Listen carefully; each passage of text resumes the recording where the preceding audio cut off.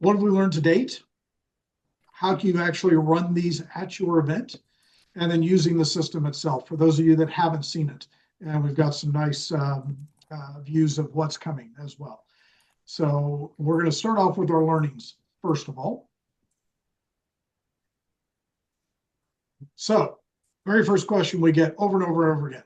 What's a ranking? What's a rating? So rankings. These are the British fencing points that are earned by participating in a British fencing event. These are used for ADP selections. They're used for GBR selections, for FIE, for EFC selections. So these are what has been used for a very long time and mainly targeted for much more of the elite category fencers. A rating, on the other hand, these are gradings. So the grades from A, which are the top tier, to B, C, D, and then U for unrated, unclassified. And by the way, just for the record, I happen to be a U, which you'll see here shortly. But to give kind of a flavor, 88% of British fencing epais, so 88% of all that participate as epais are D-rated or below. 94% of foilists and 93%. So the way to think about it is that ratings provide that clear progression path for fencers. So if you look at the way USA runs it as an example, they use the same concept of rankings versus ratings, but ratings provide that clear path of I start as someone who's unclassified, I'm an unrated fencer. I'm just starting off to I want to go and earn my E, which is the very first rating you can get. And then I want to earn my D. Then I want to earn my C. It gives a continued progression inside the sport at the exact same time that you're earning those BF points. So it happens, it's just progression. It just helps fencers understand how they're doing as they get to that elite status, for those that want to get to elite status. And it provides an opportunity for competition organizers to put on competitions that are aimed at different levels. So this is a key point, and something that is something that I saw and experienced. This unfortunately sounds like an apocryphal story, but it's actually a true story. There was a foilist that was just starting off, went to the Welsh Open for the very first time, had no idea what they were doing, and had an absolute horrific experience because they were just starting off. There's no indicator to tell them that the Welsh Open is a brilliant sport, a brilliant event. You need to be pretty good before you get there. So think about that experience that fencer received. One of their very first events was walking into the Welsh Open and getting absolutely crushed. That's not exactly a great experience. That's what these ratings can provide. They can provide that understanding of, well, you're going to this event. These are the type of fencers that are at that event, compared to try this event over here, which is actually targeted to much more the beginner and intermediate levels. So that's the way to think about the difference between a ranking and a rating. Both are important. They both live in harmony with each other. But what's the problem that, quite frankly, we're trying to solve with ratings versus rankings? So let's talk about just ratings. What's the problem that we're trying to solve? So the biggest problem is too many members are leaving British fencing, right? So let's start with some big numbers. Total membership records. This comes straight from Sport 80, which is where we all register for our events. Since the early 2000s, we've had 74,000 members, of which 47,000 had their membership expire before January 2022, which means we've had 26,000 members that have been active at some point in time or another since January 1st, 2022. But interestingly enough, we only have 11,000 members that are active right now. It's over 11,000. It's about 11,600, depending on how you want to count it. So think about that. In the last 3.5 years, we've had 26,000 active members at some point in time over the last 3.5 years, but only 11,000 that are active right now today. Like I said, it's almost 12,000, but you get the point. So if I take a look on the right side and just go after the Jan 1, 2020, I should say 2020, by the way, by license type. You can see England makes up about 17,000. Introductory to fencing makes up about 22,000. And recreational competes. You can see kind of the breakdown of those. Who's competing, who isn't. But that leads to an interesting question, which is, how do we reduce the number of leavers? So if you take a look at this graph, what you're seeing is, in blue, these are the folks that are joining by quarter since 2022. If you look in red, those are the number of people that are expiring. They're letting their memberships expire. This is removing out introductory, by the way. These are either recreational or compete licenses. So what you'll see is in that green line is the number of folks that can compete. These are recreational or competition fencers. It's about 11,000-ish. If you notice, we're losing quite a few. Every quarter, we're losing quite a few. Some quarters we're gaining more, some quarters we're gaining less. So the real question that we have to have, how do we slow down or stop, ideally, the red? How do we stop expiring fencers? And interestingly enough, if you look at the data, you'll actually see only 10% of our recreational and competition members competed in 10 or more events in the last 3.5 years. Let me say that again. In the last 3.5 years, 56% of our folks did not compete at all. 77 averaged less than one event a year. And only 3% averaged 10 or more a year. I mean, that's a huge amount of non-competing. Okay, so what? What does that mean? Well, it means this. Getting fencers to compete 3 times a year, just 3 times a year, dramatically increases the renewals. Stops those red lines. So if you compete in 3 events a year, on average, it's about 93% renewal. If you compete once, it's about 55% renewal. 1 time a year, you're about 55% renewal. Those are what we're trying to do with ratings. If you're looking at finding ways to help people compete, running rating events, running just regular events that people feel comfortable going to, that will help with our renewal. It will help with our participation. It will help our competition levels, which has direct impacts to events, direct impacts to clubs, and direct impacts to British fencing, and of course, the actual fencer themselves. So I'm going to leave the data for a second and hand it over to Paul that can talk about how to run these events and what to experience. And then I'll show you the system where everybody can see where their individual rating is. So Paul, over to you. Thanks, Brian. Go to the next slide. So one of the things about running events aimed at D, E, and U rated fencers is that it provides an opportunity for clubs to generate additional revenues through their competitions. And there are a number of different models of doing that, and I'll run through a few of those in a moment. Typically in the US, which is the origin of the rating system, there are different levels of competition. So there might be a D and below competition, and they might run a C and above competition, or they might do just a competition for people who are unrated. And there's no obligation to use those. Competition organisers can still run a simple open, which will allow people to get ratings at that competition. So the Welsh Open, for example, a number of people will get A's and B's and C's from competing there. Or you can run a standalone DEU competition, or you can run a sort of plate competition for the people who've been knocked out in the first couple of rounds. And other fencers who are rated D and below can just enter that competition. So there are a number of different models you can work it through. And what it allows you to do is, by separating out the different levels, you can handle more overall entries on fewer pistes. And that obviously requires fewer referees, although the referees have to work a bit harder, and it improves the economics of your competition. And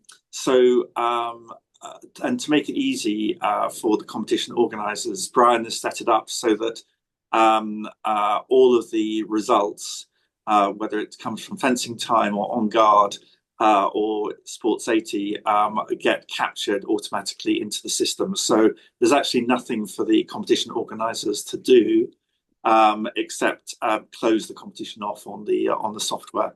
If they don't do that, then it doesn't get registered. If you go to the next slide. So the first people to run a DEU competition was Fencers Club London. They were trying to run a 6-weapon open after the pandemic, and they're a foil club, and they got lots of foil entries, and then didn't get any entries for sabre or épée. And about 4 weeks out, they decided to cancel the 6-weapon open. And I chatted with them, and they decided to put a DEU competition on. And they got 23 entries, which is about 22% of the total tournament. And you can see in 24 they ran one, they got 39 entries, and then they ran one earlier this year, they got 22 entries for it. And that added nearly £1,000 in gross revenues to the competition. And most of that went straight to the bottom line because there are no additional costs. They ran the DEU at about 1 o'clock in the afternoon. And they got people who'd been knocked down the first couple of rounds, and then they got about half of the entries for people who just entered the DEU competition. And the competitors were a mix of cadets, and that's one of the groups which we're very keen to target because, as you know, membership, we do very well at under 30 or under 14 and to cadets. And then at the cadet level, we start losing female fencers. And by the time we get to junior, we start losing male fencers. And that's actually where we lose most of our fencers. So the idea that it provides a route for cadets and juniors who may not be elite fencers, but actually want to carry on, it was very good that it attracted them. There were some adults, and there were even a sprinkling of veterans. And in fact, a veteran has won the competition for the last 2 years running.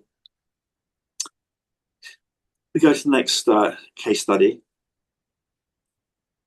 Leon Paul Centre has run 3 standalone DEU events for épée and foil, and plans to do that on an ongoing basis to run 2 a year, 1 in the spring and 1 in the autumn.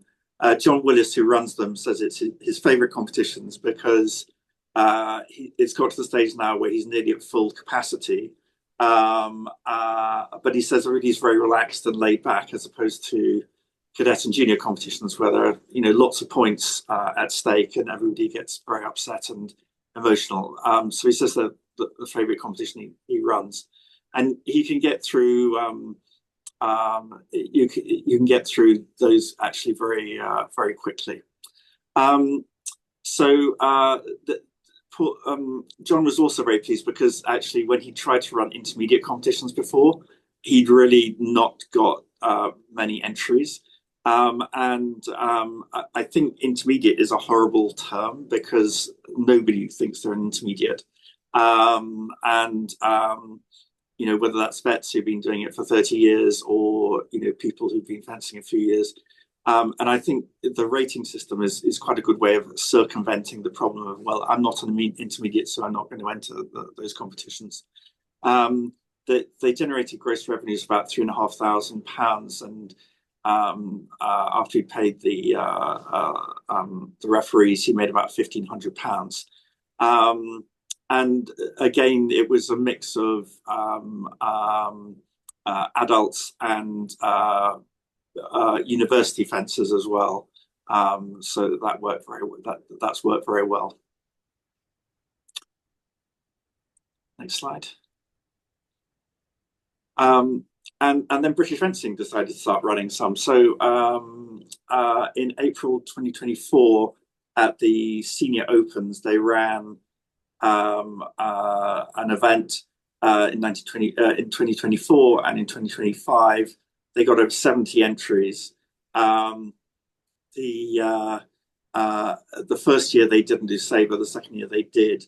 We have struggled to get women fencers to turn up for these events, and that's something we might discuss.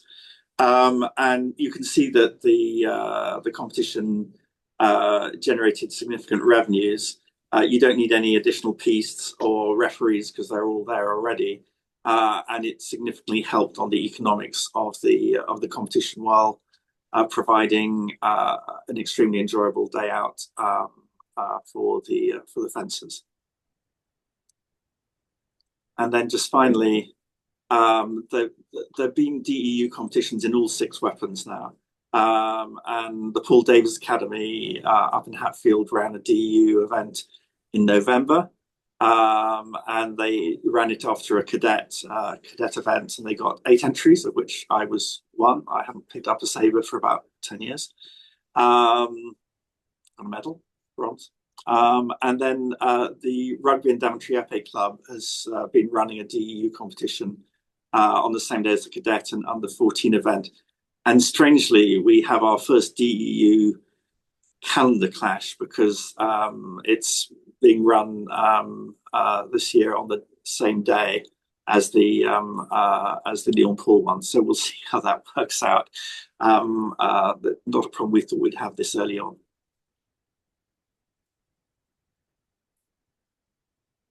So I think the implications for clubs and coaches. So it's an opportunity to incentivize fencers to compete more often in appropriate level competitions. It's a chance to increase retention rates for the club, particularly around adult novices and intermediates, as well as cadets and juniors who might drop out of the sport. It provides a bridge for university fencing to senior fencing. And as Brian will demonstrate, the website has got a page for each club, and you can see all of their fencers and what their current ratings are.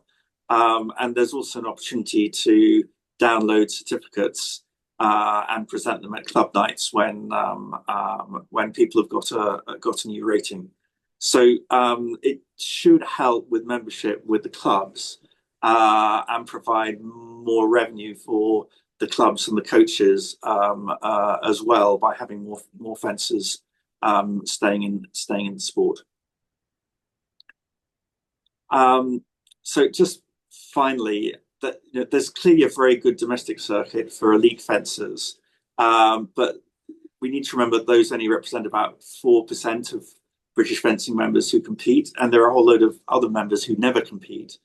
There are very, very few novice events. So I kind of had a look on the rating site, and Lyon Paul ran one, Warwick runs one. There's one in the north that Mercia does, London region, East Midland. But when you think about the bulk of adult beginners, there's actually very few competitions for them to enter. And then there are also very few events for intermediates. There are just 3 that are being run at the moment. The Lyon Paul has done one in the past. It's not been really well attended. The London region runs 2 a year, and it's a quite small event, and it's always sold out very early, which indicates to me that there is demand for these competitions. And then East Midlands does an intermediate competition as well, but none of the other regions that I could see do intermediate competitions. I may be wrong, but I couldn't see them. And finally, as Brian said, that the rating events provide an opportunity to offer competitions to BF members who only rarely compete or never compete, and are much more likely to allow their membership to lapse. So over to you, Brian. Thanks, Paul. Yeah, everyone, that to me, that's really, if you want to summarize what the ratings is really all about, it's really about helping our members find competitions and compete in those competitions where they're going to enjoy it. They're going to have a good time. that has some nice benefits for British fencing as a whole, for the clubs, for the coaches, but it's really about the fencers. So with that being said, let me give you a quick tour of the existing site, basically the pilot site that Paul and I built with help of others. And then I'll give you a tour of what's about to launch, which will be the new site that shows up.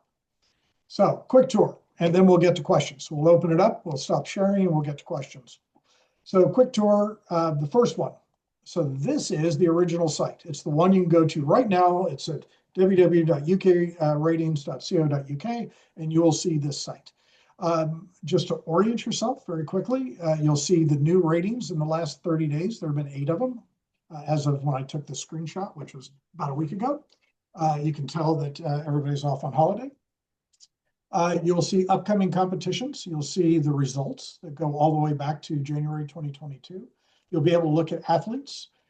What is a rating is on there. And then something that's a lot of fun that I'll show you a little more detail, which is head-to-head, where you can actually do immediate analysis of who you're about to compete against and what you think is going to happen. It'll give you a pretty good view of what will happen. So, digging a little bit deeper, this happens to be a real event. This is the Exeter Open in 2024. You'll see, men's senior foil. You'll see the actual number of fencers, the NIF points. So for those that are talking about individual rankings and the points you get for it, you can see the final points right there. Those are the BF points. But you can also see the rating of the event, which is a C1. So and here's how this really works. Depending on who competes, their individual rating, and how they come out tells you what the rating is for the event. And that turns around and gives each individual fencer their rating. So in this one ended up being a C1 event. That's because it met the criteria. It had enough E fencers, enough D fencers, and they all showed up in the top 8, basically. So you can see that Oscar, his previous rating, he had a C. Guess what? He earned a C in this one as well. But you can also see individuals like Sam Ewing, about 4 down. He originally had an E. He upskilled. So he ended up with a D because of where he ended up. It was a C1 event. So that's how it goes. And you can see as they went down. So it gives you a flavor of not just how an event gets a rating, but more importantly, how each one of the fencers get one, which is basically how they compete on the day. That's a key fundamental difference between what you end up with versus rankings and ranking points versus ratings. Which is ratings, you pretty much have to end up beating somebody that's better than you are, or at least as good as you are, in order to advance your individual rating. It's kind of how this works. If you look at an individual fencer, this happens to be my son, actually, Brandon, and you can actually see how he's done. He's a foil now. He's a C level, which puts him roughly in the top 6%. If you compare that to actually how he's done on individual British fencing, that's about where he is there too. So it does kind of correlate with each other. But you can also see things like finish stats. You can see his win-loss. You can see pool stats. You can see how he did in DEs. You can see DE scores, who he's fought against and who he's beaten and lost to. You can see all the competition. You can see the ranking points and the upcoming. All of that is available for every fencer that's in British fencing. But there's a new site that will be coming out in the next month. This site we used for the last 3 years. We got lots of feedback on what people liked, what they didn't like, what they wanted adjusted, a little more easy to use, a lot more mobile. They wanted more mobile capabilities. So we spent some time actually upgrading the site. And this will be launching in September. So everything you see from now forward will be coming on in the next 45 days. So here's the new site. So if you notice, same on the left, you've got your home, you've got the ability to log in now. You can see all your events, both upcoming and results. You can compare fencers. You can see clubs. You can see recent ratings earned. But if you look at what's scrolling on the right, you can see upcoming tournaments. You can see who's used the event. And this one right here is actually if I've logged in. So if I've actually logged in, you'll actually see potential events for me to compete. It knows that I'm a foilist. It gives me those. And it gives me right here how difficult those events are. That's based on who's signed up for those events. So that's a key point. Back to the Welsh Open example, which, by the way, absolutely love the Welsh Open event. I wish I did better at the Welsh Open event. If I learn the sport a little bit better, I will do better, I assume. But it's probably not one you want somebody that's a brand new novice to go to. It's not going to be a great experience for the individual going up against folks that are really talented. So they need a different event. They can have a Welsh Open DEU would be a brilliant event for them to do. You can also see recent results sitting down the side. And here's where we get some of the fun stuff. So if you go in a little bit deeper, this happens to be Paul's view. So what you're seeing here is the same thing. Ratings, competitions, his finishes, event analysis, pools and DE analysis, and his DE scores. You can also see in 2025, he's earned a silver, a couple of bronzes, top 8 finish. He's had 3 top 16 finishes. If you looked at mine, it wouldn't look anything like that as a newbie. But you can also see his performance over time. So this is how he's performing over time and how he's improving over time. Everybody can see theirs. And if you take a look a little bit deeper, so this you're just going to run and you'll actually see Paul's scores over time. But you'll here in a sec, you'll see his competitions. So these are the potential ones to compete. These are straight off Sport 80. You can see them, and his recent results for every event he's taken part of. But you can also start to do analysis on his finishes too. And this is widely used. This is our most heavily used by individual fencers because they want to see how they're progressing. So you can see their victories, their wins, their losses, their win ratios. This is where they spend their time. They're looking at themselves on how to improve. You can also see how Paul has done on pools, direct eliminations, break out the differences, and his DE scores. You know, I lost to Jeff, but he beat Jeff earlier on. I did against Kenny, those type of things. This is where our fencers spend quite a bit of their time. But here's something that you can actually see when you go and look at an event itself. You can actually start to see pool seedings. You can see the strips that were applied. You can see the pool bounce. These are pool grids, how you actually did. So there's Paul again, going quite well on his. You can see the results. You can see the elimination brackets. All of that is something, this is all new for the new system. All of this data we had, we just didn't make it as visible. But this is something you can see and see exactly how an individual fencer did and click on any fencer and go back to their details and all that fun stuff.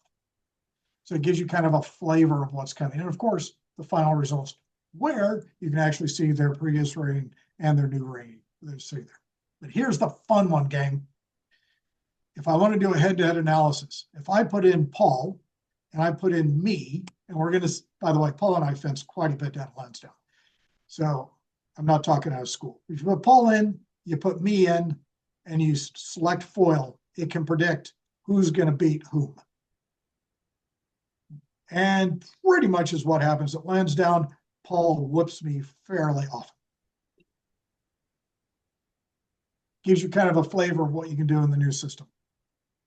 So at that point, I'm going to stop and we're going to open it up for any questions that you've got.